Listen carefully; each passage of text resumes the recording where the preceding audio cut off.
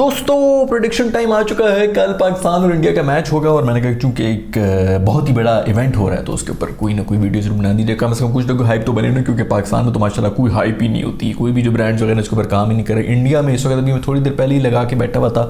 मैंने कहा कि कोई मज़ा आना चाहिए तो क्या करना चाहिए, ज़रूर इंडियन को चैनल्स देखने चाहिए। और उसके अंदर स्टार स्पोर्ट्स हिंदी जो मैंने देखा तो उसके अंदर बेहतरीन जो पूरी उनकी प्रैक्टिस हो रही है इंडियन टीम की, उसकी वो कवरेज कर रहे हैं। एक एक चीज़ के बारे में बता रहे हैं। कोहली की शॉट्स दिखा रहे हैं, बुमराह की यॉर्कर दिखा रहे हैं। उसके ऊपर पूरा का पूरा जो है वो एक उन्होंने हाइप क्रिएट की हुई है। इसी तरह ब्रांड्स बनते हैं, इसी तरह टीम्स बनती हैं। लेकिन हम लोगों को इन सब चीज़ों के बाद हमने क्या इन सब से कुछ करना है यार। हमने को थोड़ी कोई ब्रांड शैंड बनाना है, हमने थोड़ी कोई पैसे वैसे कमाने हैं। हम तो बस इस तरह बैठे रहेंगे क्योंकि हमारे जितने पढ़े लिखे लोग हैं वो बहुत ज़्यादा क्रिकेट को भी बहुत ज़्यादा ब्रांडिंग को भी जानते हैं। हम हर लिहाज से ही, मतलब अगर वो चांद पे पहुंचे हुए हैं ना तो किसी वजह से पहुंचे हुए हैं। ये नहीं कि सिर्फ वो चांद वाले डिपार्टमेंट में हमसे आगे, वो हर डिपार्टमेंट में ही हमसे आगे। हमारे जो फ्रेंड जो बिजनेस वाले भी बैठे हुए ना, उनको भी नहीं पता कि किस तरह हाइप क्रिएट करके बिजनेस क्रिएट करना है किसी गेम के अगेंस्ट। तो पाकिस्तान इंडिया की जो असल हाइप है वो इंडिया में ही बनी हुई है। पाकिस्तान के अंदर उसी तरह हम जो है बैठ रहे हैं, मेरे ख्याल में वो कोई टाकरा शाकरा कर लेंगे जिसके अंदर उधर से दो बंदों को वो फ़ोन के ऊपर ले लिया। इधर से हमारे जो एक्सपर्ट्स हैं वो बैठे होंगे। एक्सपर्ट से याद आया, हमारे एक एक्सपर्ट हैं बड़े ज़बरदस्त, एक चैनल के ऊपर बैठे हुए होते हैं। तो उनके बारे में उन्होंने भी पिछले दिनों कोई बात कर रहे थे, उन्होंने भी कोई शो कर लिया। मोइन भाई भी बैठे हुए थे, रज़ाक भी बैठे हुए थे,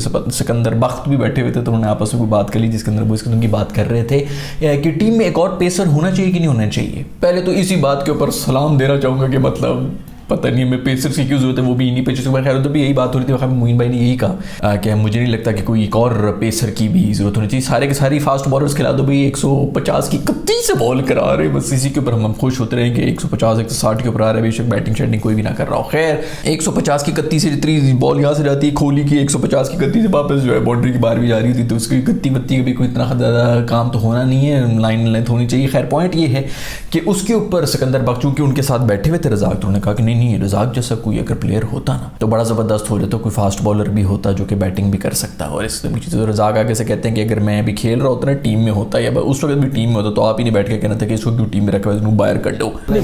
अगर रज़ाक जैसा बैट्समैन होता वो पेस वाला तो फिर उसको चौथा ऐड कर सकते थे। मतलब ये मजे की बात ये है कि अगर मैं उसको टीम में होता तो इन्होंने कहना था इसको क्यों खिला रहे। उसके बाद मोइन खान साहब ने भी इसी कह दिया कि मैं इनकी बात को सेकंड करना चाहूँगा। तो सब यही समझे कि अच्छा ठीक है, बाकी रज़ाक की तरह का कोई और ऑलराउंडर होता है, क्योंकि बाकी हमारे पास रज़ाक की तरह के कोई ऑलराउंडर तो आए नहीं। लेकिन उस वक्त कोई और ऑलराउंडर थे जो कि बहुत ज़्यादा फेमस थे।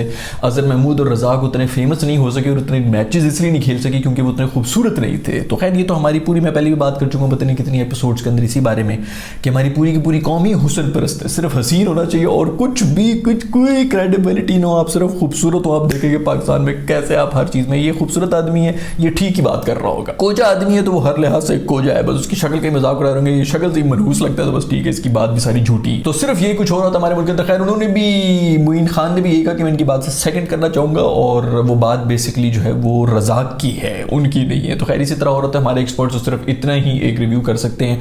इंडिया में बेहतरीन हाइप बनी हुई है खूबसूरत तरीके से, वो जिस तरह पाकिस्तान इंडिया का जो टाकर है ना, जिसको सेल करना चाहिए, जिस तरह करना चाहिए उसी तरह कर रहे हैं हमारे तो ब्रांड्स। उस दिन मैंने पिछले एपिसोड के अंदर ये बात की थी कि कोई ब्रांड्स की तरफ से कोई हाइप नहीं। लोग कह रहे हैं कि यार हालात ख़राब है, भाई हर एक बंदा जो है पॉलिटिक्स के अंदर नहीं बैठा हुआ, और वैसे भी बाकी भी ड्रामाज इंडस्ट्री और वो सब चीज़ तो चल ही रही ना, उनके बीच में भी एड्स तो आ रहे हैं, मैचेस के बीच में भी एड्स तो आ रहे हैं। तो ऐसा नहीं है कि आपके किसी भी स्पॉन्सर ने पैसे नहीं लगाए, हालात ख़राब हो या अच्छे हों।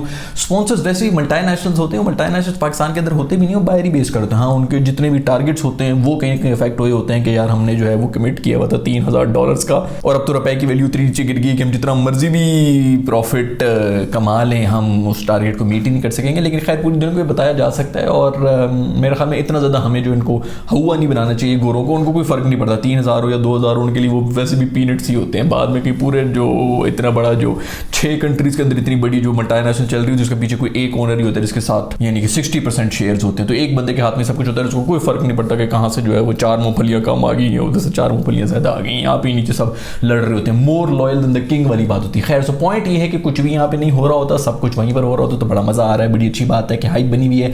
लेकिन इस पूरी हाइप के ऊपर अगर पानी कहीं से फेर देगा ना तो लिटरली मानो में जो पानी आएगा वो बारिश की बहुत बड़ा थ्रेट हो रहा है। यार ये मौसम के बारे में कुछ कर लो यार, ये कि क्या किस इतनी हाइप बनी हुई मेरे ख्याल में बहुत अरसे के बाद पाकिस्तान की टीम जो है वो फेवरेट्स के तौर पे ग्राउंड में जाएगी, क्योंकि ये टाइमिंग जो है ना बड़ी ज़बरदस्त होगी। वर्ल्ड नंबर 1 भी बन गए, फिर फास्ट बॉलिंग भी बड़ी प्राइम में है। उस दिन बाबर ने 150 मार दी, इफ्तिखार ने 100 मार दिया, शेडी भी वापस जो है रिदम में आ रहा है, शाहीन वगैरह फर्स्ट ओवर विकेट्स, तो वो सारा का सारा प्रेशर बना हुआ है। जो कहीं ना कहीं जो प्रेशर है वो इस वक्त इंडिया में ये बहुत कम ही होता है। पिछले 15-16 साल के अंदर तो मैंने नहीं देखा कि इस तरह की सिचुएशन हो, बट स्टिल आप कभी भी इंडिया को राइट ऑफ तो कर ही नहीं सकते। वैसे भी इंडिया जो है वो ऑन पेपर मैं कहूँगा कि बेहतर टीम है, लेकिन स्टिल कहीं ना कहीं प्रेशर उन पर ज़्यादा है और पाकिस्तान ज़्यादा रिदम में है। लेकिन आई कैन नेवर से कि जी इंडिया जो है वो पीछे हुआ है ना, पर इस पोजीशन के अंदर आके भी हमारे यहाँ पे कोई हाइप नहीं है। पता ही नहीं हो ना, आज दुनिया को नहीं पता, वो तो इसी इंतजार में बैठे होंगे वर्ल्ड कप के अंदर पता नहीं क्या हो रहा होगा। एशिया कप उससे ज़्यादा मैंने पिछले वीडियो के अंदर भी बात की थी कि जो आपस में लड़ रहे हैं पिछले 900 साल से, जो आपस में मार रहे हैं, एक दूसरे को काट रहे हैं, यही सारी रीजन्स है।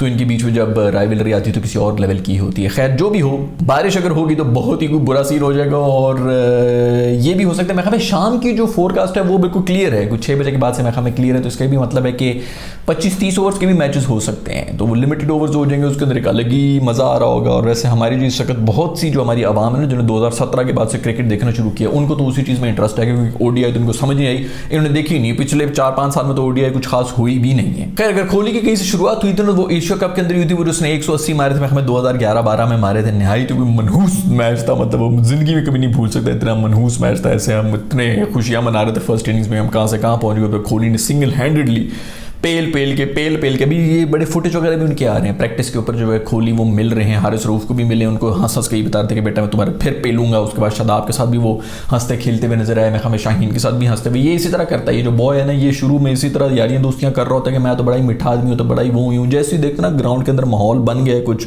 थोड़ा बोड़ा जो है वो हम प्रेशर में इनको ला सकते हैं, तो फुल चढ़ जाता है और उस वक्त जो गाली शाली सब कुछ शुरू हुआ होता है। बाद में जाके कहते हैं कह रहे तो हीट ऑफ द मोमेंट में निकल गया। बहुत ही शातिर आदमी है, इसका मुझे पूरा सब कुछ सारी स्टोरी मुझे इसकी पता है। इसको पता है कि कहाँ पर कैमरे मेरे पे आ रहे हैं, कहाँ पर मैंने इनको गाल गलोच करके जो है फिर बाद में जाके फिर हंस खेल के भी सबसे आगे भी यही हो रहा होता है, हंसता खेलता हो। फिर कोहली जो है वो उनका बल्ला शल्ला भी देख रहा था, मैं शादाब के बल्ला देख रहा था और कह रहा था कि बहुत ही खूबसूरत बल्ला है, वाह वाह वाह क्या कमर है, क्या ये वो लक 27 कुड़ी था, इस किस्म की बातें हो रही थी। और मैं तो कहूँगा कि इनका बल्ला जो है वो हमें दे दो और हमारे बल्ले तुम लोग ले लो यार, बल्ले शल्ले के अंदर भी कहीं पेच वेच थोड़े उसके लूज कर लो। खैर बाबर के बारे में भी इन्होंने कोई बातें की थी, बाबर ने भी मेरे ख्याल प्रेस कॉन्फ्रेंस के अंदर आके कहा है कि जी बड़ी जबरदस्त बात है कि म्यूचुअल रिस्पेक्ट होनी चाहिए और वो सब चीज़ें अच्छी बात है, बहुत आपस में एक दूसरे को इज्जत एक्सचेंज की जा रही है। ये जितने भी प्लेयर थे ये अभी इस वक्त इसी तरह की बयान देते रहेंगे और इसी तरह की ही टेम्परामेंट रखते हैं। उसके बाद जब 10 साल के बाद ये लोग मीडिया के ऊपर बैठे हुए होंगे ना, जब ये क्रिकेट छोड़ देंगे, उस वक्त आप देखना कि इनके जो, क्योंकि मीडिया आ जाता है ना, मीडिया फिर इनको बताता है यार ये बात कर, ये मसाला कर, वो कर, टीआरपी इसी चीज़ से आनी है। खैर ठीक है यार, मीडिया का तो इसी तरह धंधा चल रहा होता, तो उसके बाद ये एक अलग ही रूप इनका आया हुआ होगा, जिसके अंदर आके ये बिल्कुल एक दूसरे को जो है ना पढ़ रहे होंगे और लोग यहाँ पे तालियां बजा रहे होंगे, ऊपर किसी को कोई फर्क नहीं पड़ता। बाद में वो इसी तरह मिल रहे होते हैं, खेल होते हैं। मैंने हमें पिछले भी एक एपिसोड में आप लोगों को समझाया था कि जो भी एक करोड़पति लोग होते हैं ना, उनको कोई फर्क नहीं पड़ता कि वो आगे किसी यहूदी से डील कर रहे हैं, ईसाई से डील कर रहे हैं, काले गोरे पठान पंजाबी हिंदू ये वो, किसी किस्म की कोई फर्क नहीं पड़ती। सिर्फ नीचे के लोग ही हैं जो आपस में लड़ रहे होते हैं, मर रहे होते हैं। कोहली और बाबर एक दूसरे को चुमियां दे रहे हैं, तो नीचे यहाँ पे जितनी पाकिस्तानी है इंडियन है आपस में लड़ रहे हैं कि कोहली बेहतर है, फलाना बेहतर है। उसी के ऊपर बात करना चाहूँगा।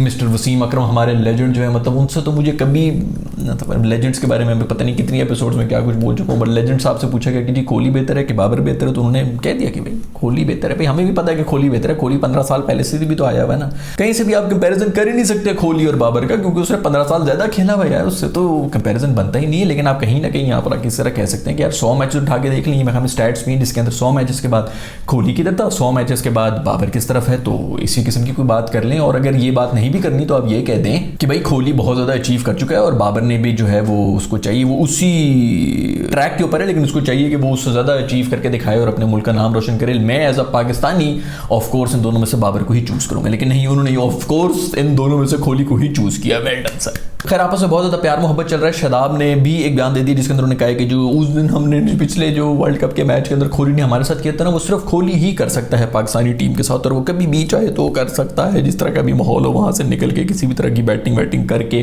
किसी भी माहौल से किसी भी दिन कहीं पर भी किसी को भी मार सकता है, आंखें बंद करके भी मार सकता है। ठीक है यार, बस कर दे यार, एक तो पहले जो है पिछले 15 साल जो उससे पहले 15 साल हम मेरे ख्याल में हम सचिन को देख देख के ख्वार होते रहे, उसके बाद 15 साल इन साहब को हम देख देख के ख्वार हो गए।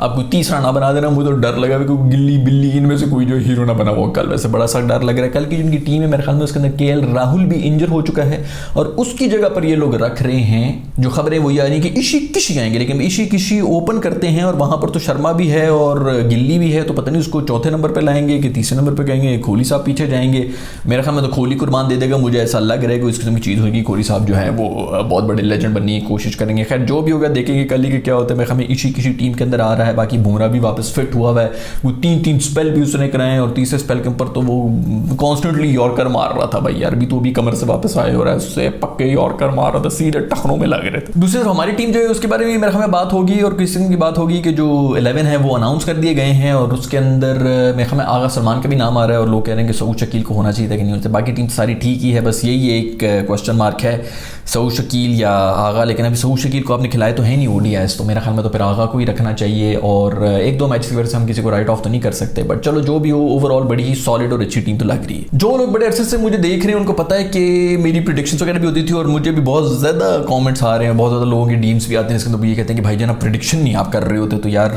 आपको पता ही है कि पिछला जो वर्ल्ड कप था जिसके अंदर हम लोग फाइनल में गए थे उसके अंदर भी मैंने ये प्रेडिक्शन की हुई थी, जब हम जिम्बाब्वे से हार गए थे उसके बाद भी मैंने ये प्रेडिक्शन की हुई थी कि हम जो है वो जा रहे हैं भाई आगे जा रहे हैं, और लोग मेरे पे हंस रहे थे, सब थू कर रहे थे कि पागल हो गया, बिल्कुल दिमागी तौर पे ये मेंटल हो चुके हैं और सबके मुंह के ऊपर जूता पड़ गया था क्योंकि नीदरलैंड्स ने साउथ अफ्रीका को भी हरा दिया था। मतलब ये तो ये भी नहीं कि हम अपनी मेहनत पे गए थे, दूसरी तरफ से खुद मौजा करने की अलग बात होती है, आपकी जो दूसरी टीम है वो कोई ऐसा मौजा कर लेता है कि आपका रास्ते खुल जाते हैं। तो खैर इस किस्म की प्रेडिक्शंस की थी उसके अंदर और फाइनल के ऊपर ही मैंने सिर्फ प्रेडिक्शन नहीं की थी और उस जमाने में बड़ी प्रेडिक्शन चल रही थी। उसके बाद से टू बी वेरी ऑनेस्ट वो जो थोड़ा सा जो मोजो है ना वही ही कोई खोया हुआ है, तो वो ऐसे कोई ऐसी वाइब आती नहीं है, लेकिन फिर भी अगर बहुत ही जोर लगाऊं तो मुझे इस दफ़ा जो ये मैच हो रहा है जो कि सेकंड को यानी कि कल मैच है, शायद आप लोग ये वीडियो देखें तो आज की डेट हो गई होगी, जो ये अगला मैच आ रहा है पाकिस्तान और इंडिया का, मुझे इसके अंदर लग रहा है कि पाकिस्तान ये मैच जीत जाएगा। कोई बड़ी बात नहीं करनी चाहिए, मेरे हमें कोई बड़ी बड़ी बातें मैंने अब कर तो ली है, थोड़ी देर पहले भी अपनी शो ऑफ कर लिया कि मेरी प्रेडिक्शन सारी जो है वो तकरीबन 80-90% बिल्कुल ही स्पॉट ऑन हुई है और वैसे लेवल के ऊपर हुई है। तो अब जाके मेरे ख्याल में मेरे भी मुंह पे जूता पड़ने वाला टाइम आ चुका है, तो यू नेवर नो कि जूता पड़ जाए, अल्लाह ना करे कि जूता पड़े, अभी तो बिल्कुल भी ना ही पड़े, अल्लाह माफ़ करे मुझे,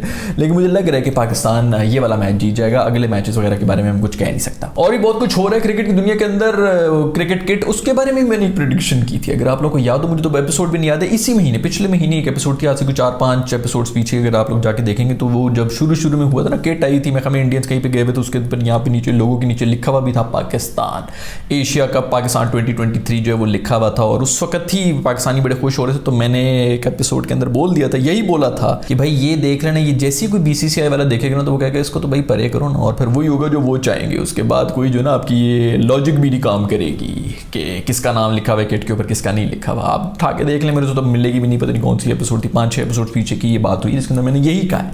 वही हुआ है कि वो नाम शाम उड़ गए हैं, खत्म हो गया, किसी बीसीसीआई वाले ने देखा उसने इसको तो साइड पे करो ना भाई सर, लेकिन हमारा तू चुप करके बैठ जा, इस तरह करके उन्होंने साइड पे की और वो खत्म हो गया। अभी रीजंस वगैरह आ रहे हैं कि पिछला का पता नहीं अफगानिस्तान में हुआ था तो वो हमने दुबई में कर लिया था, श्रीलंका वाला दुबई में किया था तो उसके ऊपर दुबई नहीं लिखा हुआ था, उसके ऊपर श्रीलंका भी नहीं लिखा हुआ था, तो ये नहीं हुआ था तो वो नहीं पापा कर रहे हैं भी। पाकिस्तान के अंदर तो मैचेस हो रहे हैं ना, ओपनिंग सेरेमनी तो इधर सर पापा ही हो रही है, जो पिछले एपिसोड के अंदर भी मैं बता चुका हूँ वही कर चुका हूँ कि कहीं पर बस जहाँ पर बीसीसीआई वाले जो कहेंगे वही होगा कि भाई ये यहाँ पर पाकिस्तान का नाम नहीं लिखा होगा, इंडिया के किट के ऊपर तो नहीं लिखा होगा, जिसकी लाठी उसी की भैंस। मैं बिल्कुल इन चीज़ों के ऊपर कंप्लेन नहीं करता, आपको अगर कंपीट करना है ना तो आप उसी लेवल के ऊपर जाएं, आप इतना बड़ा पैसा बनाने वाले वो बन जाए, जो भी थोड़ी देर पहले 10-15 मिनट जो मैंने बकवास की थी ना और यही की थी कि भाई हम ब्रांड तो बना नहीं सकते, तो फिर हमें बाद में कंप्लेन करने का भी कोई हक नहीं बनता। खैर इसका सिर्फ जवाब यही हो सकता है कि टीम जो है वो ग्राउंड के अंदर परफॉर्म करे और जीते, क्योंकि वही कुछ कर सकते हैं, बाकी तो हमारे पीछे जितने भी थिंक टैंक्स बैठे हैं उनके बस की बात ही नहीं है ये। वो वाली रेस हम कब की हारे में,